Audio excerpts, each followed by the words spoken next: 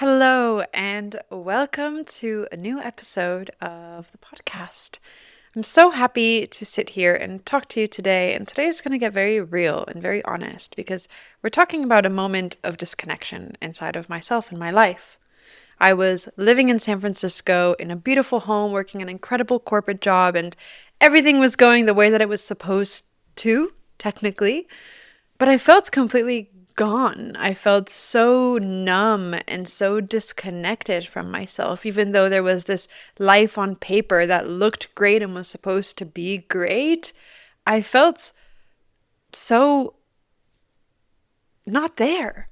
I felt so disconnected from the world. I remember having conversations with people that I loved and being in spaces that were supposed to be amazing and exciting and just thinking already about all the things that I had to be doing and what I needed to fix and overanalyzing and living inside of my own head ultimately. There was a big dissatisfaction that I felt inside of myself and my own life, and I couldn't really piece together why exactly I was feeling this dissatisfaction, but I know that I was feeling very really this deep numbness of something is not working in my life. Something does not really feel good. I was constantly escaping and trying to not be here, not be in the moment, right? Doom scrolling, looking for any avenues to not really be and sit with myself and my emotions because those were scary. There was a lot of disconnection. There was a lot of numbness within myself around the way I was living my life and the things that I was doing. I was very unhappy. And maybe this feels resonant to you because on paper, everything should have felt great, right? Everything was moving the way that I was supposed to. I had graduated from a great university. I was living in an amazing city, one of like the best cities in the world. I had an incredible corporate job that was a great place to start off in my career. But things just did not feel good inside. I felt really numb and disconnected. There wasn't a lot of purpose and fun inside of myself. I remember spending just days like looking out the window and kind of being like, what am I working towards? Like, why am I doing this? And yeah, what why? I felt like I was navigating a path that other people had set out for me instead of seeking my own path. And I didn't know how to grapple with all of this information. And because I was trying to fit myself into a mold that didn't necessarily fit for me, I was riddled with so much anxiety and stress, and I didn't really know how to navigate it at that time. That was the issue that made it feel really paralyzing, right? I was experiencing all of this anxiety and all of this stress, and I just simply didn't know how to navigate it and how to manage it. I was just living inside of my own head. I was not really present here in the here and now. I remember having so much anxiety and dread over each following day. It was like, ugh, I have to do that?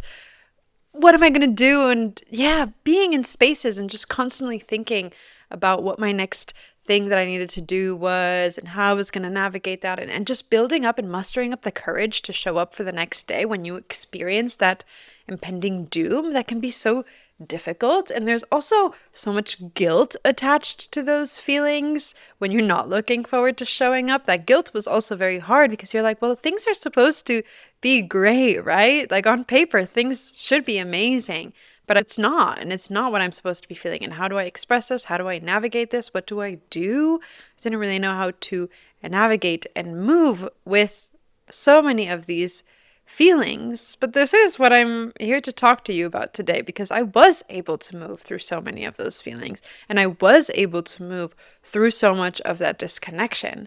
And so much of it came from bringing myself back into the moment because when I was living inside of my own head and I was spiraling and I was existing in this constant state of anxiety, tightness in the chest, I was sweating, I was just so trying to escape the moment. I was either living for the next moment and trying to prepare myself and prepare my mind accordingly for what was coming after, or I was overthinking and thinking about the past and really attaching myself to whatever was back here, but I was never really in the moment, right now, experiencing it and opening up my eyes to what the present moment could be like. So this is what we're talking about here today. How can we connect to the present moment, and why is it important to connect to the present moment? And how can connecting to the present moment take us out of a moment of dread and anxiety and bring us back into a moment of openness where we can start to cultivate and open back into joy? When I was navigating all of these difficult feelings, I knew that there was something that needed to change. I knew that I was working a job that wasn't really aligned with me. I knew that my life path just was not the way that I wanted it to be. I didn't exactly understand how and what I needed to do, but I knew that there were things that were not aligned. And the thing that I was very grateful for is that I kept having these creative visions and these ideas that popped up. So I knew something was happening, and I knew that I wanted to express, but I didn't really know what that expression looked like and how I could funnel and navigate this creative vision to support me. And that didn't come until much later, but once I felt a lot of this creative energy, instead of trying to fit the status quo and do what everyone else was doing and get lunch with everyone and try to fit into this mold that wasn't necessarily built for me, what I started to do more intentionally was actually take creative lunch breaks. So I was drawing on a tablet at the time, doing a lot of digital art. Sometimes I would take my journal as well, or just like a drawing pad. But I would take my lunch break and I would actually just go sit in the park and start to draw. And those were the first moments within this experience that I felt myself really drop into the here and into the now. I would go to these parks and I would sit for, 30 minutes, maybe 40 minutes maximum. It was a lunch break after all. But when you're drawing and when you're creating, you're not just immediately going in. You're also taking a moment to look around and you're finding inspiration from the world around you. You're looking at the trees and you're looking at the plants and you're looking at the people passing by. And maybe you have these visions and these ideas and they start to come to life and you're creating and you're noticing and you're perceiving and you're creating. And it created this space for me to start to drop a little deeper into what it was like to observe the world. Observe the world, not from this is how things are supposed to be and this is how I need to create now in my own life, but just to be like, what do I want to make and how can I just observe and be with the world and what visions do I have that I want to bring to life and what inspires me? How can I start to have a bit of a creative outlet that creates the space for me to sit and be with myself where I'm not escaping reality, but I'm rather just sitting and being with myself. I'm drawing, I'm sitting, I'm being. It felt like I was finally giving my voice and my mind the ability to try these new ideas and to pour this new outlook of life out of me. And it, for the first time, really created this space for me to slow down and to really observe. I really see these moments where I would take myself to the park on this lunch break by myself and force myself to sit, to make art, to just be, to really be for a moment in that space. It created this space for me to open up my mind and think about what could happen. How did I see things? What did it look like to look at the trees and the birds, to sit with myself? What emotions were coming up and how could I express them and create them? So these moments where I was able to just sit and be became a beautiful outlet for me to also start to dream and to envision and to start to recognize what it was like to actually be here in the here and now, not escaping, not constantly trying to keep myself very deeply stimulated and not succumbing to those anxious thoughts, but actually taking a moment to be with myself. Around this same time, I came back to so many of the practices of mindfulness and meditation, which have always been deeply supportive to me. I remember my roommate at the time encouraged me to go to my first yoga class ever, because yoga ultimately is a movement meditation, and I had always felt comfort in sitting and meditating, but I didn't really have comfort in moving and in being. And I remember going to my first yoga class. It was at Core Power Yoga, and it was a candlelit yoga class. I can't remember the exact specific thing. I'm sure it was like a relaxed flow or something of the sort. And I remember being so intimidated when I walked into that first yoga class ever of my life.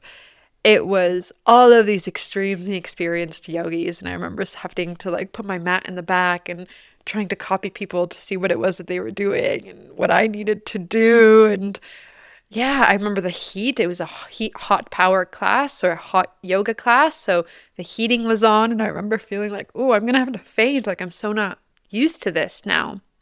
And it really was a moment of dropping in and being with myself. And because I was experiencing so much anxiety and stress and dread, whenever I would sit with meditation or mindfulness, which were practices that I had cultivated and I did know how to do, it was really difficult because the mind is really wandering. And when you have a super active mind, it was very difficult to actually find a lot of growth in there. But yoga and this movement meditation that I discovered through that first yoga class opened up my eyes. I remember being in that yoga class and just sweating and being and dropping in and seeing the candles and just being in this space where I felt like I didn't have to think about anything. I didn't have to be anywhere else. I didn't have to try to be anything that I'm not or fit in any certain mold. I could just arrive and I could be there in that moment, moment after moment, just to arrive, to tend to the body. And there was deep intimidation in that first yoga class, but it sparked something inside of me. It opened up something inside of me where I decided that maybe that was a practice that was worth continuing to dive into. And look at me now. I'm a yoga teacher who now teaches Hatha and Vinyasa and Yin. And I've been able to lead so many classes and teach at studios and workshops and breath coaching as well. So it really opened up this whole portal for me to start to dive into presence. But I wanted to paint these pictures because these are very real life examples of moments where I felt really disconnected from myself, where I felt really disconnected from the world and from my presence. I didn't feel present at all. And when I look back at that time, if I barely have memories or deep remembrances of it. And that to me is such a real signal that I was running away. Like there was such a deep running away from sensation and from my present reality. I barely remember the moment to moment, except for these little snippets of inspiration and these nuggets of wisdom moments where I was at the park and I was able to start to find this creativity and look at the birds and the bees and the trees. Like, whoa, going for little walks and being like, oh my God, the world is beautiful. Starting to go to yoga classes. These are the memories that I hold from that moment because at other points in time, my mind was just so consciously not there. I was so unpresent in what was happening in my reality. And that was creating this deep sense of dread inside of me and numbness that I was able to work on over time, but that did take a lot of practice and was difficult to get through. But I'm here to tell you that you can, and it completely changed my life to learn more about presence and to bring more presence into my life. I knew I had to bring myself back to the present. I knew I had to bring myself back to the present. That was the most important thing. And that was what that next step would be. After that would be to start actually enjoying the present. But I knew that I had to first just arrive into the moment, arrive into the present, and then learn to stay and learn to open up and be with the present. But I had to learn to arrive. And these moments were my learnings, my teachings to start to arrive and be with the present and open up to the magic and the beauty of the present moment.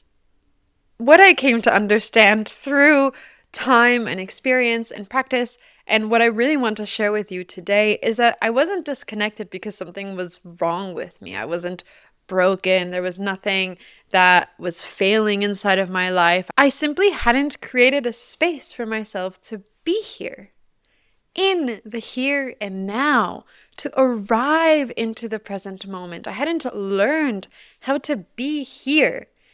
Maybe I had had moments of learning, but they hadn't deeply incorporated into my life. I had to incorporate this space for myself to be present with myself, to be present with my life and with my visions and with my ideas and with my body. Presence isn't a personality trait, and this is what this experience taught me. It's a practice. It's something we need to practice. The more that I started to do it, the more that I realized that it's a skill. It's something we need to develop. It's not something that you do or you don't have. It's a nervous system skill. And it's like any skill, we need to give ourselves the practice and the time to show up consistently and continuously to then make this present moment feel like home, feel exciting, and feel inviting. And what I had learned in that yoga class, what I learned sitting in that park, was that I had to befriend that present moment, that I had to slow down and get comfortable being in the moment, moment after moment, not getting carried away with those thoughts, not wandering and moving into the next and the next and the next thing, but bringing myself here, bringing myself into the moment, to look around, to be, to experience. When we are constantly in this to-do thinking and in this state of anxiety, we're constantly finding a state of overwhelm and stress inside of our own nervous system. We kick our nervous system into overdrive. It wants to fight, flight, flee, or fawn. Maybe you've heard of this before. And that's that sympathetic nervous system kicking in. And the sympathetic nervous system is there as a survival strategy from our bodies, right? Our nervous system, it has these two autonomic system branches, the sympathetic and the parasympathetic. The sympathetic being this fight or flight, the parasympathetic being this rest and digest, reproduce. And the fight or flight, it kicks in whenever we are in a state of stress. And this is very helpful to our survival when we are getting chased by a lion or a bear, when we are in a moment of extreme danger. But the issue is that nowadays, this state of fight or flight or freeze or fawn is getting activated constantly. Consistently, we are in the state of stress. And this can be caused by an email notification, a to-do that pops up in our mind that feels so urgent, right? It creates this sense of stress of, I need to navigate and I need to tackle you right now, or it's going to be the end of the world. We have so much stimulation that feels so stress-inducing that our nervous system is in constant overdrive. And that's what I felt when I was experiencing all of these emotions of doom and anxiety and stress. My nervous system was consistently in overdrive because I was not existing in the present moment and finding ease and flow and learning how to navigate the flow of emotions and sitting with myself and processing all that was happening and bringing myself back to a state of calm and peace and ease. My nervous system was constantly in stress and in overdrive. That's why I would say I was living so deeply inside of my own head. Everything felt urgent. Everything felt like a task. There was no sense of break. It was constant overdrive, constant stimulation, constant stress and anxiety, which then ended up leading to a burnout. And I'll get into that in a bit of a later episode. But this was a state of overdrive within my nervous system that just sent me deeply down this state of I need to do. And that was a wake-up call for me, that my nervous system was so deeply in overdrive that I had learned to just be in that state constantly. I didn't know how to relax or how to turn off. I just knew how to be stressed and exist in stress. I didn't know how to bring myself back into the here and into the now. So I did what I knew and I thought was best, which was to prioritize rest, to prioritize presence, to start to create more moments where I could be here in the moment, moment after moment, to bring myself back, to find more moments where I could just be, where I could find comfort in simply being, in existing. This is where I got deeper into meditation, into mindfulness philosophy, into more rest, and into presence. So if you've ever felt like you are watching your life, like you're on the outside looking in, if you've ever felt like you're going through the motions, but you're not deeply in them, this episode is for you. It's your reminder to come back to presence, to these practices that support us in being present. Because what I'm going to share with you now was the pillar of everything that then supported me in bringing myself back into the present and allowing that nervous system to calm down, to find rest, to leave that state of anxiety and overwhelm and overdrive and come back. It was a beautiful moment where I was able to reclaim myself in my own life, to start to actually be there, to not be existing in my own mind, but actually existing in each moment, moment after moment. So, what is presence? Present is about being here, alive, aware, deeply being focused on every experience, every moment that is in front of you, moment after moment. That is the basis, that is the definition of what mindfulness is. Being in the moment, moment after moment. When you are here, when you are watching this video, when you are washing the dishes, when you are listening to a song, are you there with that moment?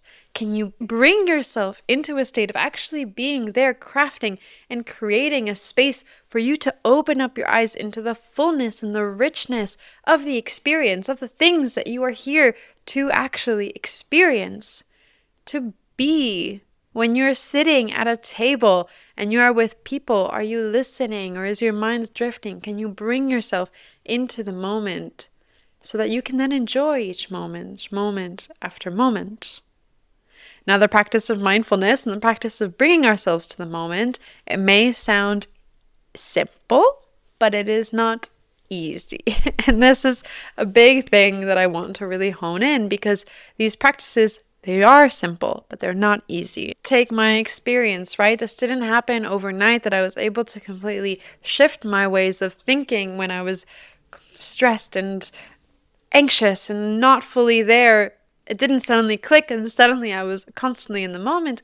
It was a practice. I had to develop tools within my life that supported me in bringing myself into the present moment, because no matter what I was doing in different moments, different things served me to help bring me back, to help get my mind off of those to-dos, off of tomorrow, off of yesterday, and to bring me here to the moment, moment after moment. So I want to share what some of those tools were that have supported me throughout my life with you today, because practices of presence are practices. We need to consistently and continuously show up for ourselves and for our life and create these toolboxes for us, because at different moments, different things will support us. Now, one of the first things that really helped me was actually connecting to breath work and to breath. And this was because meditation at times felt really inaccessible. So especially when my mind was really active and there were so many thoughts happening in my brain and it felt like, I am in an overdrive moment. When I would sit for meditation, it wasn't necessarily really calming or really supportive. So breath work and actually connecting to my breath gave my mind something to latch onto in moments where I needed something to focus on that wasn't my thoughts, and it gave me that space to slowly start to develop and cultivate more presence and more mindfulness, more comfort in my practices of meditation. Breathwork gave me that consistency, right? Focus on counting your breath. 1, 2, 3, 4, 1, 2, 3, 4. When I gave my mind something to latch onto, I was actually much more able to bring myself down and to bring myself here into the here and now. I could sit at the park and say, okay, let's not try to think about all of that. Let's try to just be here and let's count our breath. 1, 2, 3, 4, 1, 2, 3, 4. I had different breathing techniques that really supported me, from like square breathing or box breathing, belly breathing, 4-8 breathing, alternate nostril breathing. All of these different tools and techniques help bring down this mind wandering and this anxiety and overwhelm, and actually really help balance and relax the nervous system, and they give our mind something to do. So I really like to see breath work and the breath as a stepping stone to help develop this comfort with sitting and being still, and then we can go deeper into meditation, which is actually just sitting in meditation, right? And allowing ourselves to get comfortable with being here, observing what is happening in the mind, what is coming up, and also then slowly befriending the monkey mind, understanding and learning about the monkey mind, which is this beautiful mind that we have, right? The monkey mind is this whole analogy of our brain and our mind going from thought to thought, the way a monkey goes from branch to branch.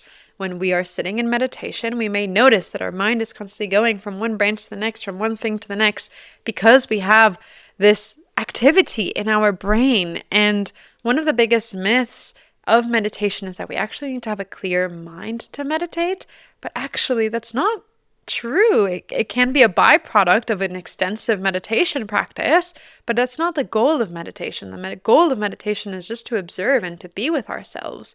And understanding that a monkey mind is there and that that is a part of a practice of meditation really helped shift the way that I related to my mind and to say, oh, okay, I don't actually need to avoid, I'm not doing the wrong thing by having thoughts. I can just sit back and observe the thoughts the way a monkey goes from branch to branch.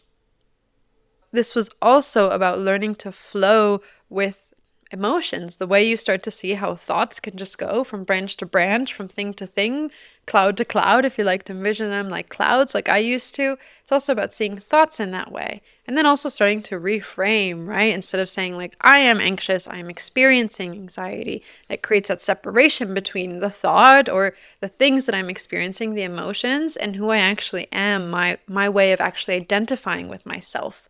Another really big part was actually closing the stress cycle, because I felt like I was constantly opening up the stress cycle, right? Like a notification, a thought, a to-do list, whatever phone call would come in and like stress cycle activated, but I never actually took the time to close the stress cycle. And understanding what a stress cycle is and understanding that I could close the stress cycle was huge, because I never was signaling to myself and to my nervous system, hey, that stressor is closed.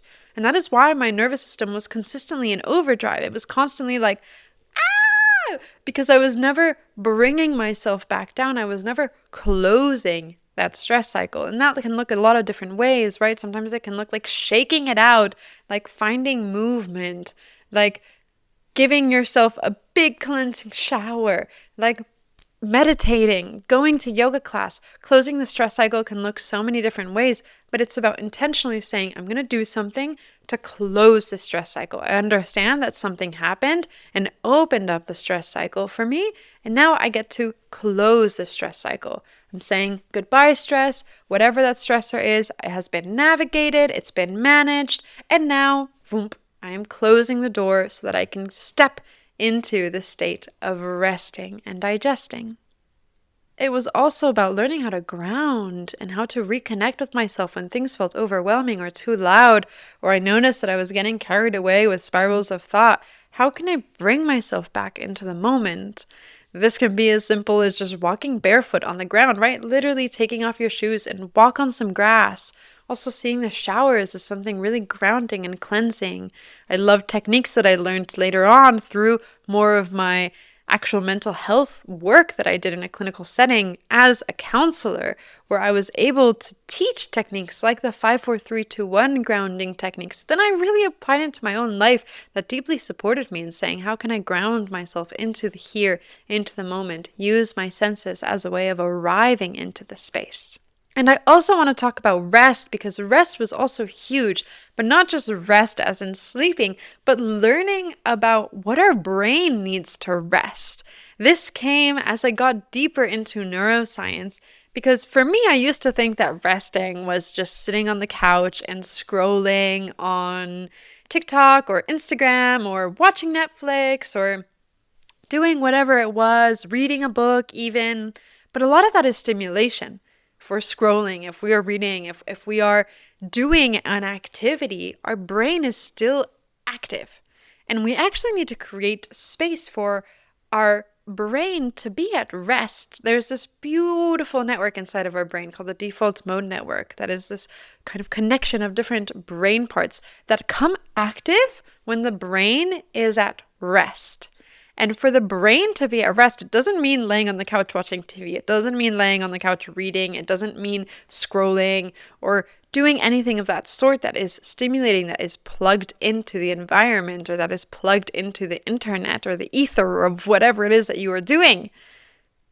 Doing nothing and allowing your brain to have rest means literally daydreaming, staring out a window, Giving yourself a moment to just do nothing, to not stimulate the brain, but to actually create space for yourself to think and be, stare out the window, look at a wall, just exist, just be, daydream, be with yourself, not giving yourself stimulation, but being. And this default mode network is actually a big part of our brain because it comes up with our own self-referential thinking. So this is the part of the brain that is in charge of understanding who you are, what is your role and your purpose in life, what is your relationship towards others, what do we think about ourselves, and not just what we think about ourselves, but like what our perception over our thoughts are.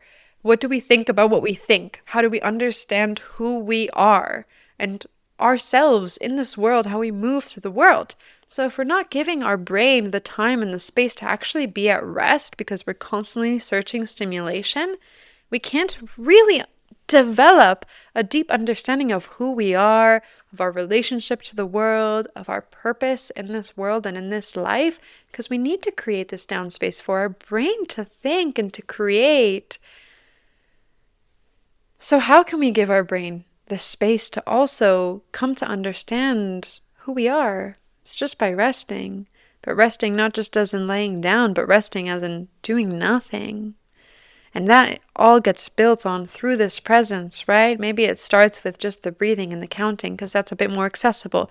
Then we go a bit more into meditation, maybe some yoga. Then we go into sitting in stillness, into grounding. Then we can go deeper into really doing nothing and creating this space and this comfortability in doing nothing.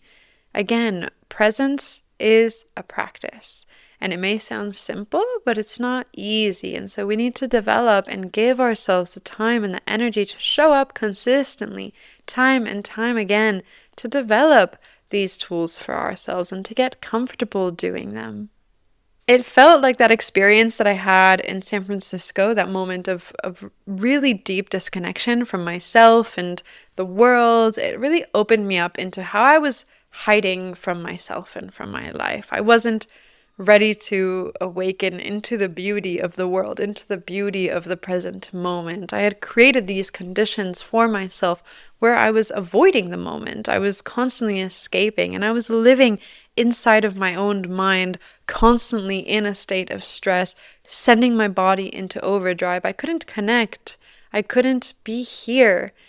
And from that moment where I realized what was happening and I started to bring in some of these practices, like sitting in the park, like going to yoga, and then I made them a practice. I consistently showed up. I was able to, over time, start to develop really beautiful practices of presence with myself where I was able to be here fully and completely in the moment, moment after moment.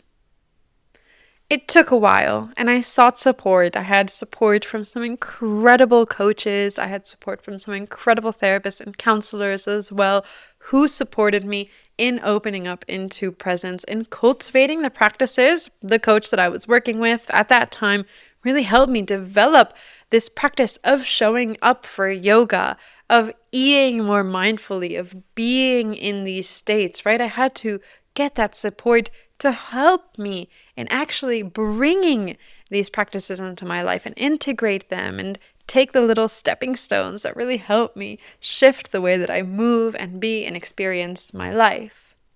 And now when I disconnect, I can bring myself back so quickly because I have such a plethora of tools and I've developed skills. I can really notice, ooh, okay, wait, I'm drifting away from the moment.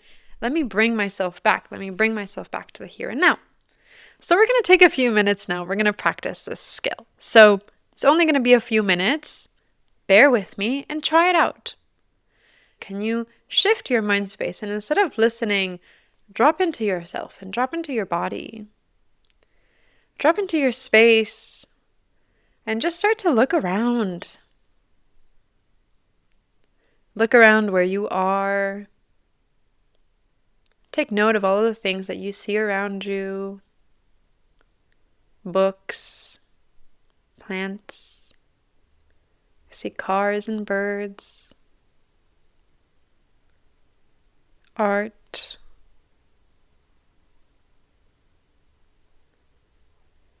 Take a deep breath in if you can, and exhale out through the mouth. Do that a few more times. Inhaling in, exhale out. Inhaling in, and exhaling out.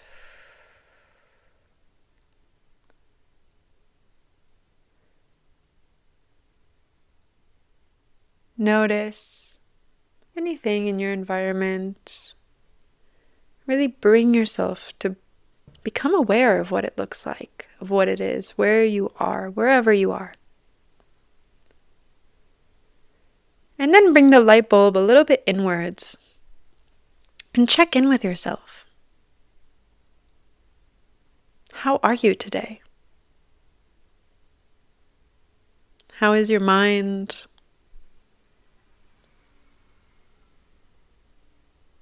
How is your body?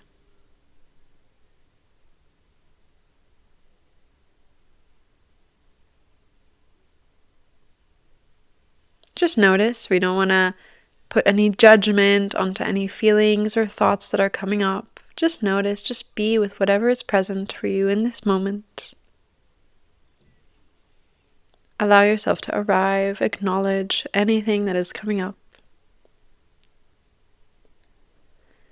Take a deep breath in through the nose and out through the mouth.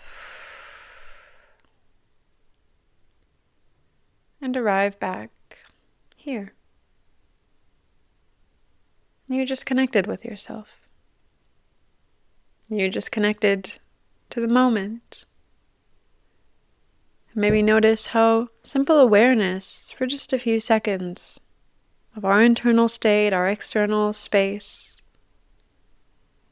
can already make us feel a little calmer, a little more at peace. Find these moments to arrive. Find these moments to be here, to arrive into the here and now. Through my years working as a mental health professional and now coaching, getting to coach so many beautiful humans and to hold these spaces, and also just through myself, my own journey, my experiences, some of which I've opened up to you about here today. What I've really learned is that the first thing that we need to develop is this foundation for presence. Before we can start to build, we need to be here. In the here and now, not in yesterday, not in tomorrow, but in the right now. In whatever it is that's happening, connecting with ourselves, closing whatever stress cycle we are in, embracing the need to slow down and to rest, to give yourself the immense and the beautiful power of rest. Once we build this foundation for presence, then we can start diving deeper into joy because we're actually here. We're in the here and now. We're able to enjoy and to make memories and to cultivate and to experience and to actually soak in all of the beauty and all of the joy. But before we can do that and to be able to do that fully and completely, we need to be present. We need to be here. We need to be in the here and now. And we need to learn how to bring ourselves back to the moment, moment after moment, whenever we build. From there, we can start to build onwards. In the next episode, I'll be talking more about what opened up my eyes to the beauty of life, which is pleasure. Pleasure, this juicy, delightful thing. Pleasure not just in the way that you probably jump to conclusions thinking about, but in this idea of true and deep enjoyment in ourselves and in our lives and everything that we are experiencing. But to be able to connect to the joy of what we're experiencing, we need to connect to the moment, to actually be here, so that then we can start to build off of this and develop such deep pleasure to everything that we are doing and to our day-to-day and to our life and to our purpose and to everything that it is that we get to build. We can bring so much pleasure into our life. And that's what we'll be talking about in the next episode that will be dropping on Friday. So stay tuned for that. I'm so excited to open up your eyes a little deeper into pleasure. But before we go, bring yourself back to presence. Come back to yourself. Build this foundation of presence. And I want to ask you to reflect and share with me, what does presence actually mean to you? And when was the last time that you felt really present? Was there something that really supported you in feeling present in that moment and in yourself? Share it with me. Write it in the comments, reply to this email. I would love to hear about how you relate to presence and the things that support you in finding your presence. See you in the next episode, and thank you for being here. Wishing you the most wondrous and presence-filled rest of your day, with lots and lots of love from Laya. Thank you for being here.